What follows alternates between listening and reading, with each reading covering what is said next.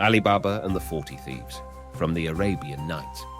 In a town in Persia lived two brothers named Qasim and Ali Baba, between whom their father at his death had left what little property he possessed equally divided.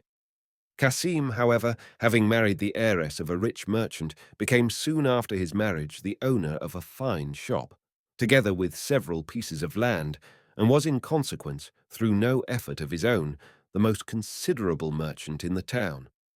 Ali Baba, on the other hand, was married to one as poor as himself, and having no other means of gaining a livelihood, he used to go every day into the forest to cut wood, and lading therewith the 3 asses, which were his sole stock in trade, would then hawk it about the streets for sale. One day, while he was at work within the skirts of the forest, Ali Baba saw advancing towards him across the open a large company of horsemen, and fearing from their appearance that they might be robbers, he left his asses to their own devices and sought safety for himself in the lower branches of a large tree, which grew in the close overshadowing of a precipitous rock.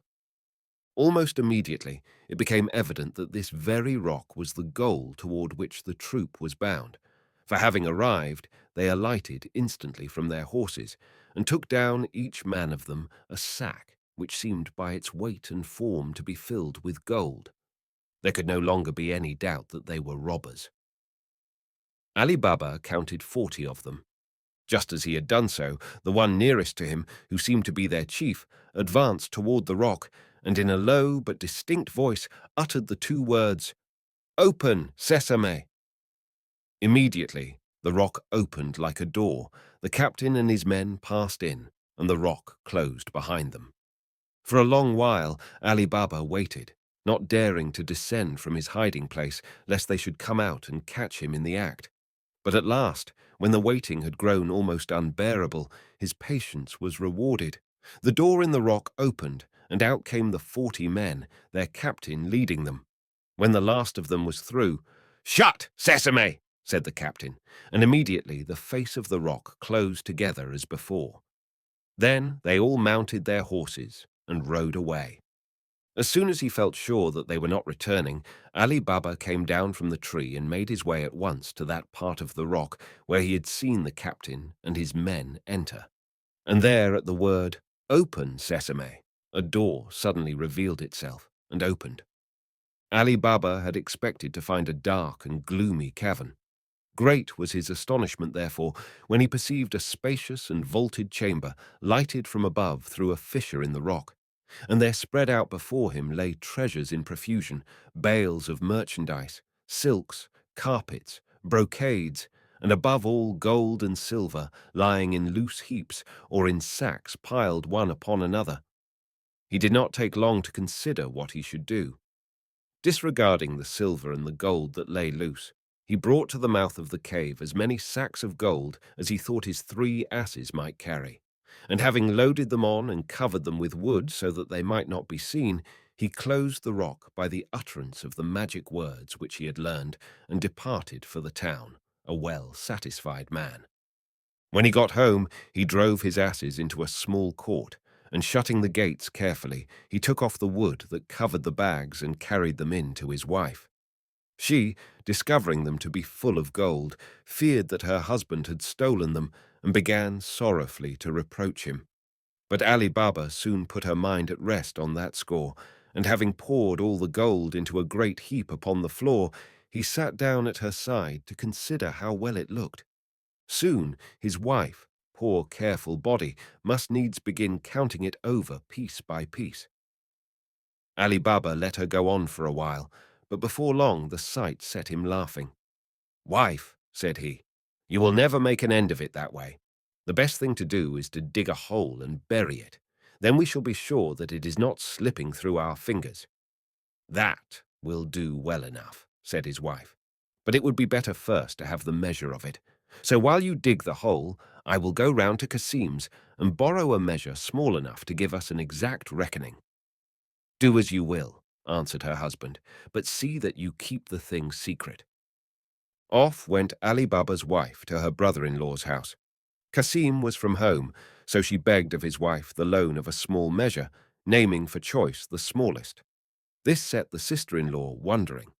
Knowing Ali Baba's poverty, she was all the more curious to find out for what kind of grain so small a measure could be needed. So before bringing it, she covered all the bottom with lard, and giving it to Ali Baba's wife, told her to be sure and be quick in returning it. The other, promising to restore it punctually, made haste to get home, and there finding the hole dug for its reception, she started to measure the money into it. First, she set the measure upon the heap, then she filled it, then she carried it to the hole, and so she continued till the last measure was counted. Then, leaving Ali Baba to finish the burying, she carried back the measure with all haste to her sister-in-law, returning thanks for the loan. No sooner was her back turned than Kasim's wife looked at the bottom of the measure, and there, to her astonishment, she saw sticking to the lard a gold coin. "What?" she cried, her heart filled with envy. "Is Ali Baba so rich that he needs a measure for his gold? Where, then, I would know, has the miserable wretch obtained it?" She waited with impatience for her husband's return, and as soon as he came in, she began to jeer at him. "You think yourself rich," said she, "but Ali Baba is richer. You count your gold by the piece, but Ali Baba does not count. He measures it. In comparison to Ali Baba, we are but grubs and groundlings." Having thus riddled him to the top of her bent in order to provoke his curiosity, she told him the story of the borrowed measure, of her own stratagem, and of its result. Kasim, instead of being pleased at Ali Baba's sudden prosperity, grew furiously jealous. Not a wink could he sleep all night for thinking of it. The next morning before sunrise, he went to his brother's house. "Ali Baba," said he, "what do you mean by pretending to be poor when all the time you are scooping up gold by the quart?" "Brother," said Ali Baba, "explain your meaning." "My meaning shall be plain," cried Kasim, displaying the telltale coin.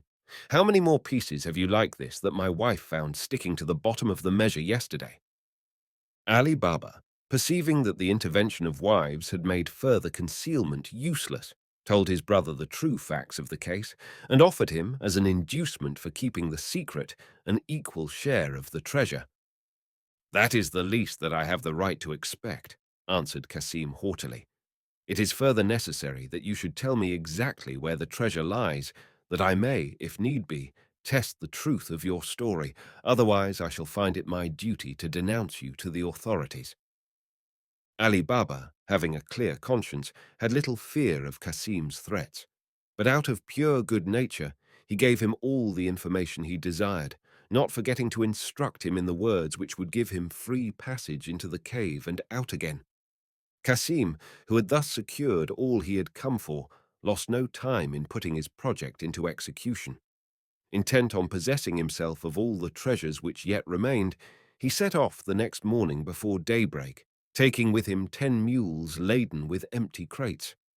Arrived before the cave, he recalled the words which his brother had taught him. No sooner was "Open, Sesame," said than the door in the rock lay wide for him to pass through, and when he had entered it, shut again. If the simple soul of Ali Baba had found delight in the riches of the cavern, greater still was the exaltation of a greedy nature like Kasim's. Intoxicated with the wealth that lay before his eyes, he had no thought but to gather together with all speed as much treasure as the 10 mules could carry. And so, having exhausted himself with heavy labor and avaricious excitement, he suddenly found on returning to the door that he had forgotten the key which opened it. Up and down, and in and out through the mazes of his brain, he chased the missing word. Barley and maize and rice, he thought of them all, but of sesame never once, because his mind had become dark to the revealing light of heaven. And so the door stayed fast, holding him prisoner in the cave, where to his fate, undeserving of pity, we leave him.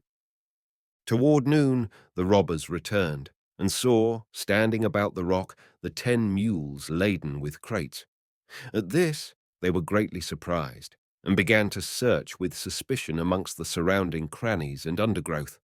Finding no one there, they drew their swords and advanced cautiously toward the cave, where, upon the captain's pronouncement of the magic word, the door immediately fell open. Kasim, who from within had heard the trampling of horses, had now no doubt that the robbers were arrived and that his hour was come. Resolved, however, to make one last effort at escape, he stood ready by the door, and no sooner had the opening word been uttered than he sprang forth with such violence that he threw the captain to the ground. But his attempt was vain. Before he could break through, he was mercilessly hacked down by the swords of the robber band. With their fears thus verified, the robbers anxiously entered the cave to view the traces of its late visitant. There they saw piled by the door the treasure which Kasim had sought to carry away. But while restoring this to its place, they failed altogether to detect the earlier loss which Ali Baba had caused them. Reckoning, however, that as one had discovered the secret of entry, others also might know of it, they determined to leave an example for any who might venture thither on a similar errand, and having quartered the body of Kasim, they disposed it at the entrance in a manner most calculated to strike horror into the heart of the beholder. Then, closing the door of the cave, they rode away in the search of fresh exploits and plunder. Meanwhile, Kasim's wife had grown very uneasy at her husband's prolonged absence, and at nightfall, unable to endure further suspense, she ran to Ali Baba, and telling him of his brother's secret expedition, entreated him to go out instantly in search of him. Ali Baba had too kind a heart to refuse or delay comfort to her affliction. Taking with him his 3 asses, he set out immediately for the forest, and as the road was familiar to him, he had soon found his way to the door of the cave.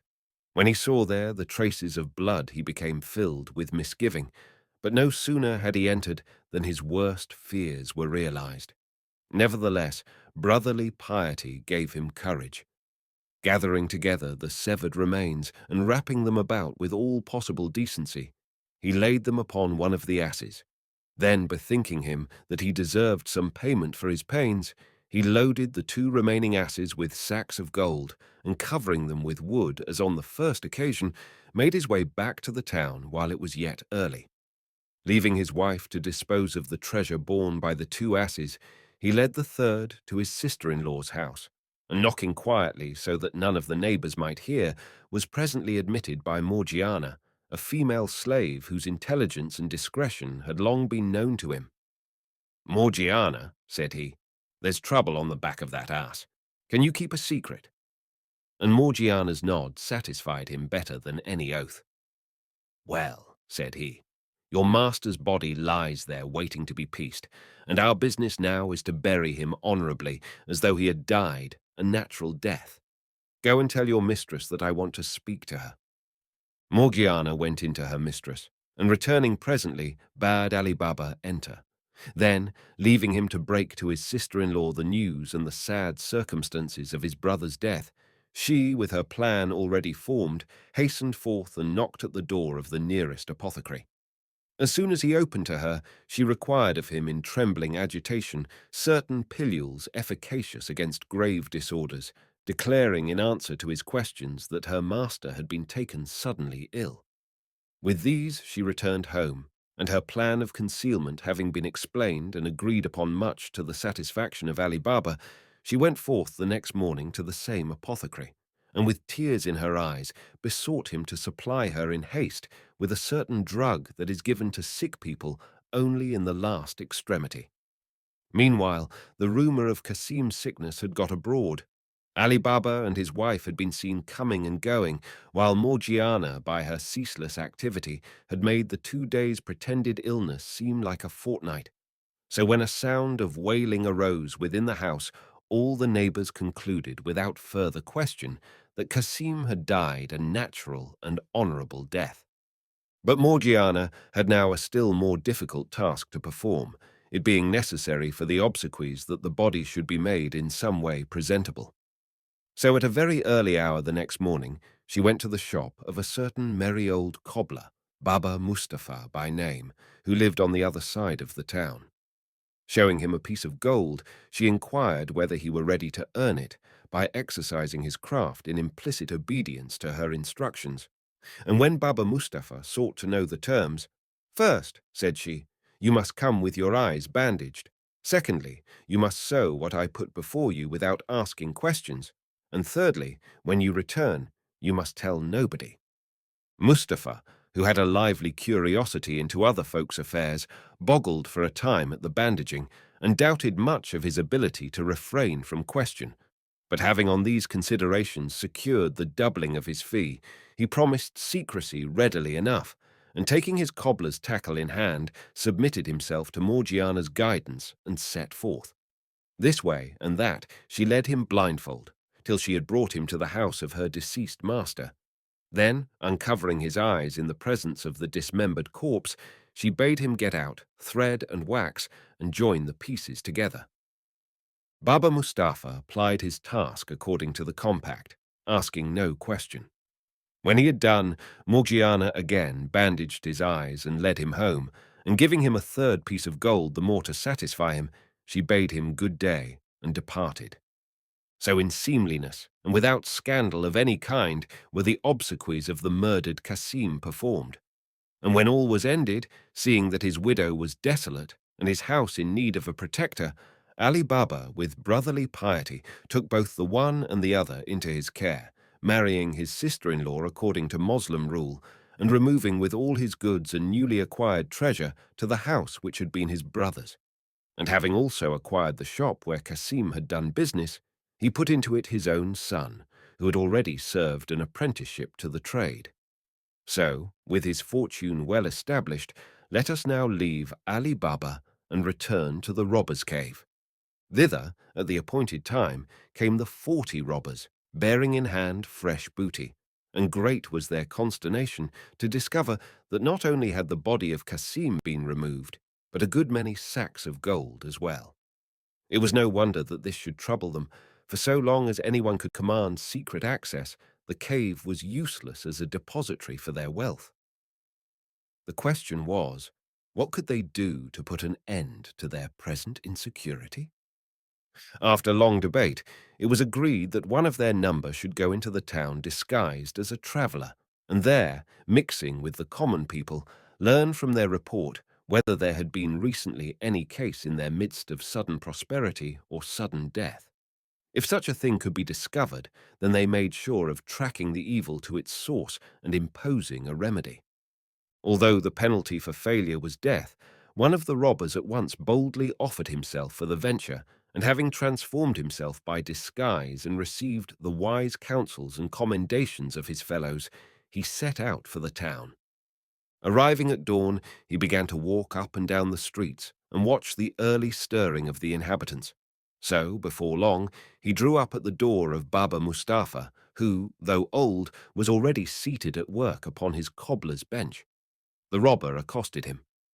"I wonder," said he, "to see a man of your age at work so early.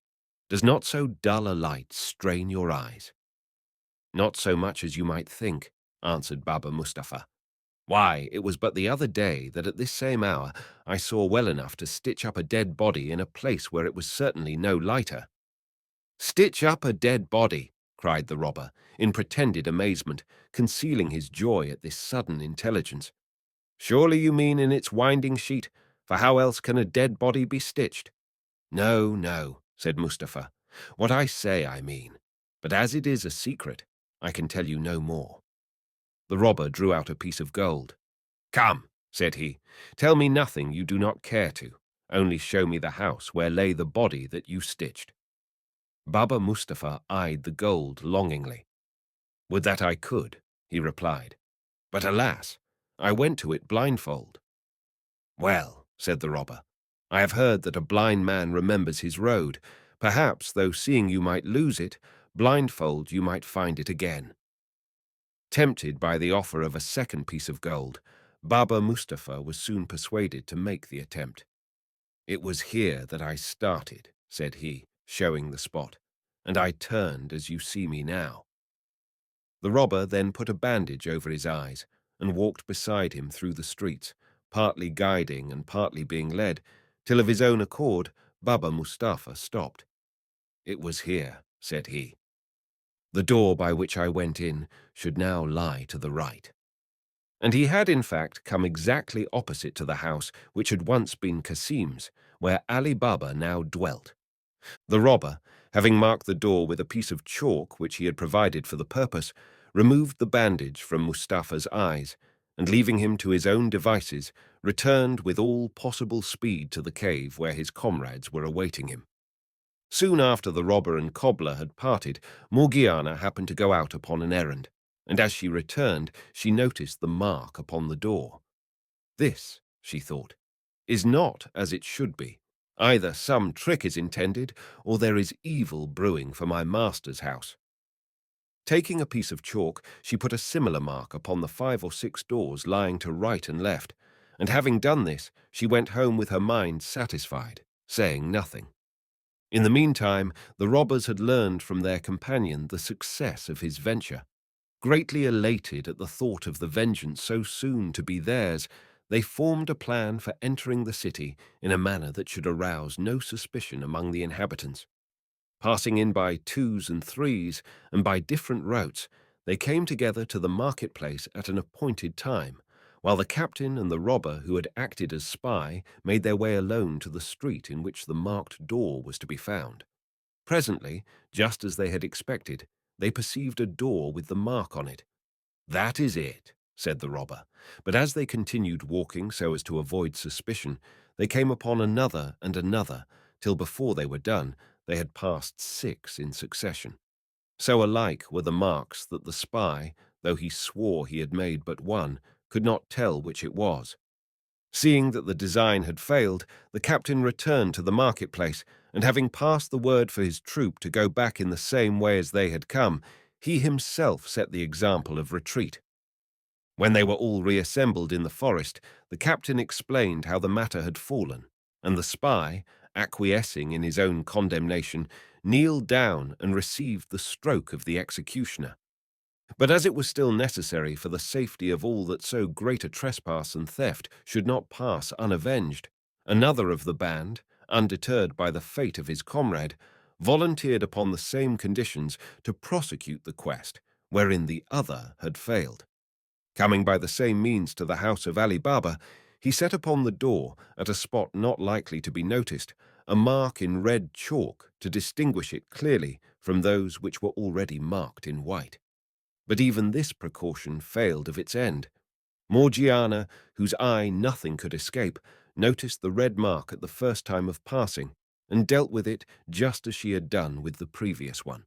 So when the robbers came, hoping this time to light upon the door without fail, they found not 1, but 6, all similarly marked with red.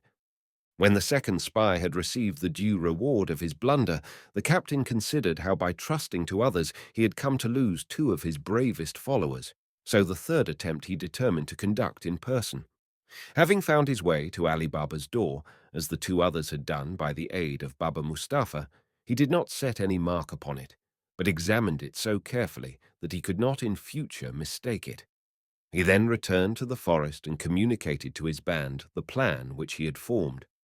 This was to go into the town in the disguise of an oil merchant, bearing with him upon 19 mules 38 large leather jars, one of which, as a sample, was to be full of oil, but all the others empty. In these he purposed to conceal the 37 robbers to which his band was now reduced, and so to convey his full force to the scene of action in such a manner as to arouse no suspicion till the signal for vengeance should be given. Within a couple of days he had secured all the mules and jars that were requisite, and having disposed of his troop according to the pre-arranged plan, he drove his train of well-laden mules to the gates of the city, through which he passed just before sunset. Proceeding thence to Ali Baba's house, and arriving as it fell dark, he was about to knock and crave a lodging for the night, when he perceived Ali Baba at the door enjoying the fresh air after supper. Addressing him in tones of respect, "Sir," said he, "I have brought my oil a great distance to sell tomorrow in the market, and at this late hour, being a stranger, I know not where to seek for a shelter. If it is not troubling you too much, allow me to stable my beasts here for the night." The captain's voice was now so changed from its accustomed tone of command that Ali Baba, though he had heard it before, did not recognize it. Not only did he grant the stranger's request for bare accommodation, but as soon as the unlading and stabling of the mules had been accomplished, he invited him to stay no longer in the outer court, but enter the house as his guest. The captain, whose plans this proposal somewhat disarranged, endeavored to excuse himself from a pretended reluctance to give trouble, but since Ali Baba would take no refusal, he was forced at last to yield and to submit with apparent complacence to an entertainment which the hospitality of his host extended to a late hour. When they were about to retire for the night, Ali Baba went into the kitchen to speak to Morgiana, and the captain of the robbers, on the pretext of going to look after his mules, slipped out into the yard where the oil jars were standing in line. Passing from jar to jar, he whispered into each, "When you hear a handful of pebbles fall from the window of the chamber where I am lodged, then cut your way out of the jar and make ready, for the time will have come." He then returned to the house, where Morgiana came with a light and conducted him to his chamber. Now Ali Baba, before going to bed, had said to Morgiana, "Tomorrow at dawn I am going to the baths. Let my bathing linen be put ready, and see that the cook has some good broth prepared for me against my return." Having therefore led the guest up to his chamber, Morgiana returned to the kitchen and ordered Abdallah the cook to put on the pot for the broth.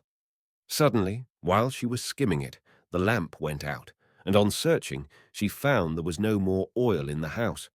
At so late an hour no shop would be open, yet somehow the broth had to be made, and that could not be done without a light.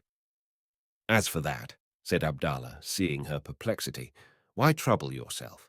There is plenty of oil out in the yard." "Why, to be sure," said Morgiana, and sending Abdallah to bed so that he might be up in time to wake his master on the morrow, she took the oil can herself and went out into the court. As she approached the jar which stood nearest, she heard a voice within say, "Is it time?"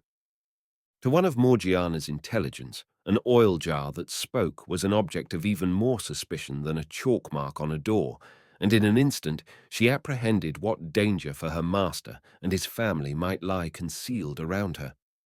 Understanding well enough that an oil jar which asked a question required an answer, she replied quick as thought and without the least sign of perturbation, "Not yet, but presently." And thus she passed from jar to jar, 37 in all, giving the same answer, till she came to the one which contained the oil. The situation was now clear to her. Aware of the source from which her master had acquired his wealth, she guessed at once that, in extending shelter to the oil merchant, Ali Baba had in fact admitted to his house the robber captain and his band. On the instant her resolution was formed.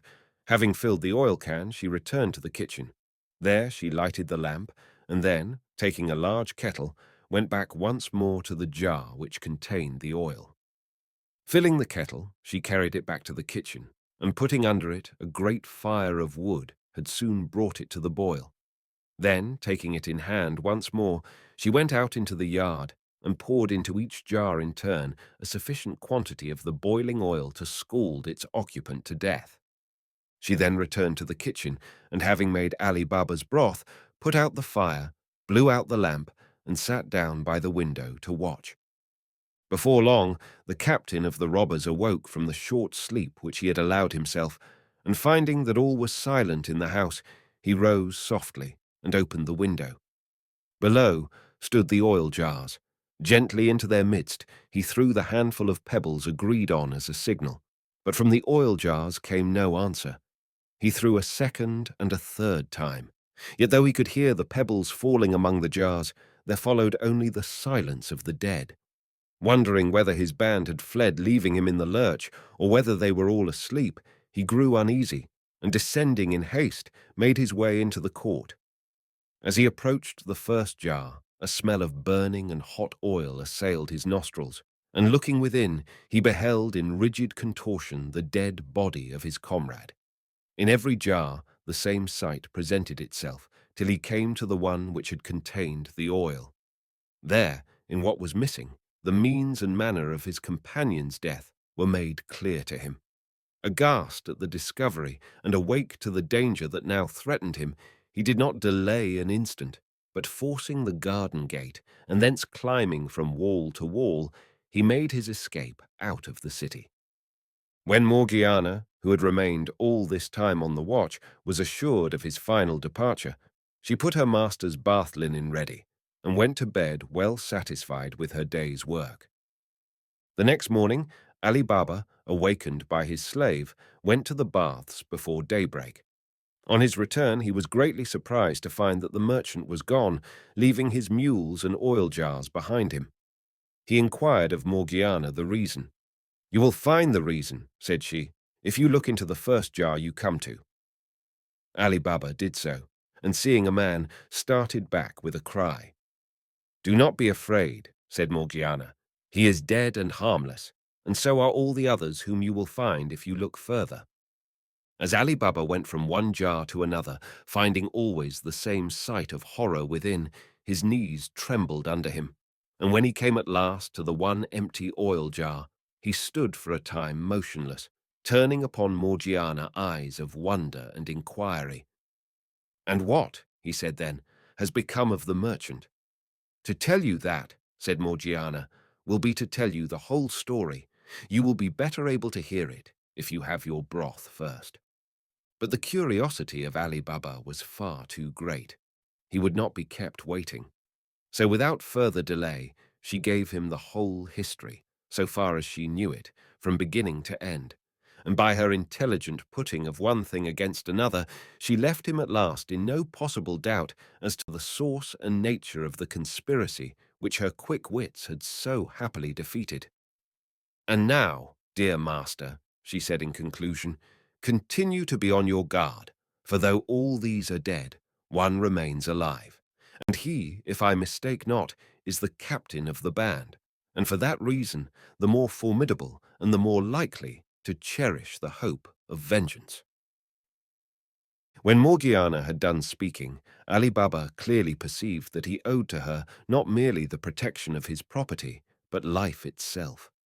His heart was full of gratitude.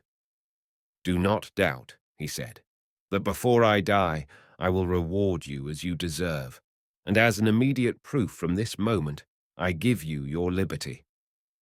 This token of his approval filled Morgiana's heart with delight, but she had no intention of leaving so kind a master, even had she been sure that all danger was now over. The immediate question which next presented itself was how to dispose of the bodies. Luckily, at the far end of the garden stood a thick grove of trees, and under these Ali Baba was able to dig a large trench without attracting the notice of his neighbors. Here, the remains of the 37 robbers were laid side by side. The trench was filled again, and the ground made level. As for the mules, since Ali Baba had no use for them, he sent them one or two at a time to the market to be sold.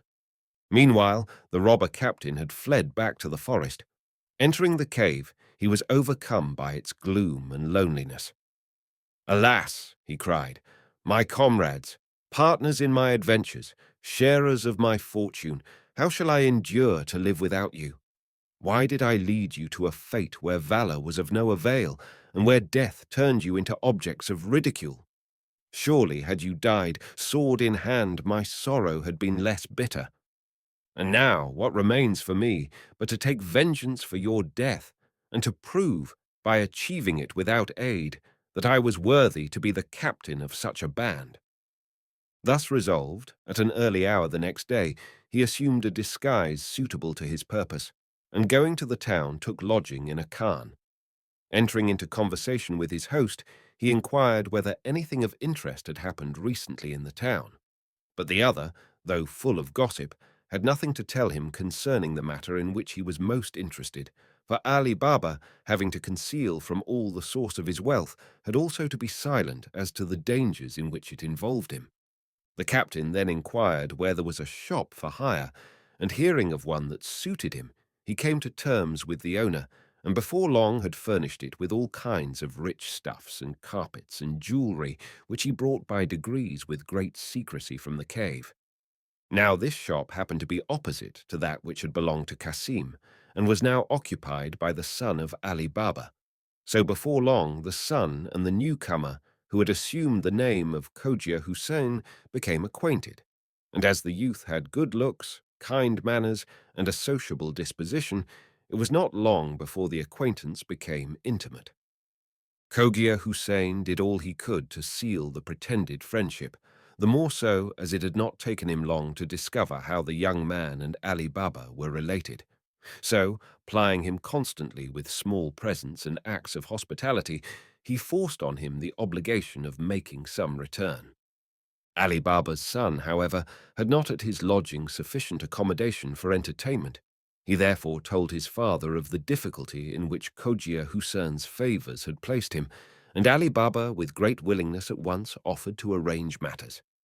"My son," said he, "tomorrow being a holiday, all shops will be closed. Then do you after dinner invite Cogia Hussein to walk with you, and as you return, bring him this way and beg him to come in. That will be better than a formal invitation, and Morgiana shall have a supper prepared for you." This proposal was exactly what Ali Baba's son could have wished, so on the morrow he brought Cogia Hussein to the door as if by accident, and stopping, invited him to enter. Cogia Hussein, who saw his object thus suddenly attained, began by showing pretended reluctance, but Ali Baba himself, coming to the door, pressed him in the most kindly manner to enter, and before long had conducted him to the table where food stood prepared. But there an unlooked-for difficulty arose.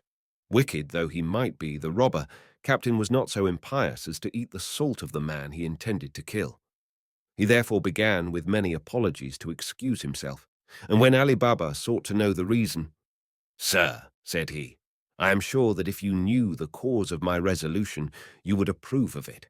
Suffice it to say that I have made it a rule to eat of no dish that has salt in it. How then can I sit down at your table if I must reject everything that is set before me?" "If that is your scruple," said Ali Baba, "it shall soon be satisfied."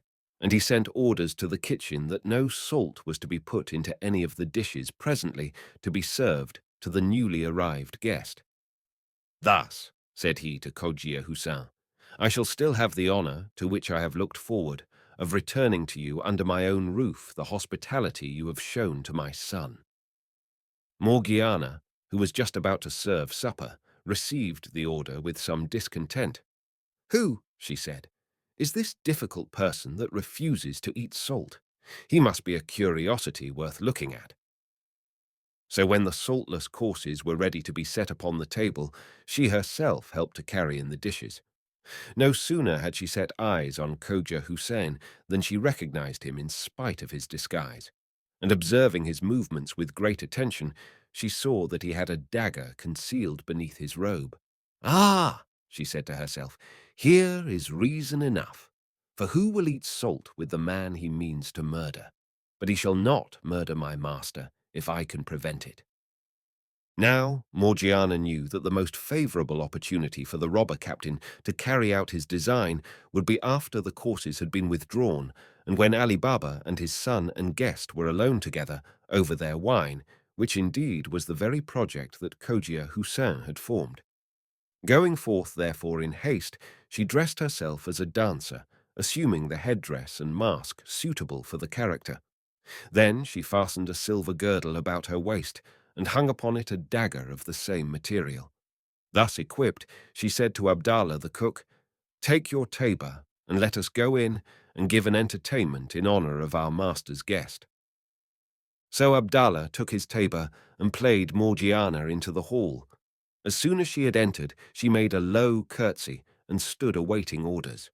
Then Ali Baba, seeing that she wished to perform in his guest's honour, said kindly, "Come in, Morgiana, and show Cogia Hussein what you can do." Immediately, Abdallah began to beat upon his tabor and sing an air for Morgiana to dance to, and she, advancing with much grace and propriety of deportment, began to move through several figures, performing them with the ease and facility which none but the most highly practised can attain to. Then, for the last figure of all, she drew out the dagger, and holding it in her hand, danced a dance which excelled all that had preceded it in the surprise and change and quickness and dexterity of its movements. Now she presented the dagger at her own breast, now at one of the onlookers, but always in the act of striking she drew back. At length, as though out of breath, she snatched his instrument from Abdallah with her left hand, and, still holding the dagger in her right, advanced the hollow of the tabor toward her master, as is the custom of dancers when claiming their fee. Ali Baba threw in a piece of gold. His son did likewise. Then, advancing it in the same manner toward Khoja Hussein, who was feeling for his purse, she struck under it, and before he knew had plunged her dagger deep into his heart. Ali Baba and his son, seeing their guest fall dead, cried out in horror at the deed. "Wretch!" exclaimed Ali Baba, "what ruin and shame hast thou brought on us?" "Nay," answered Morgiana, "it is not your ruin but your life that I have thus secured. Look and convince yourself what man was this which refused to eat salt with you." So saying, she tore off the dead robber's disguise, showing the dagger concealed below, and the face which her master now for the first time recognized.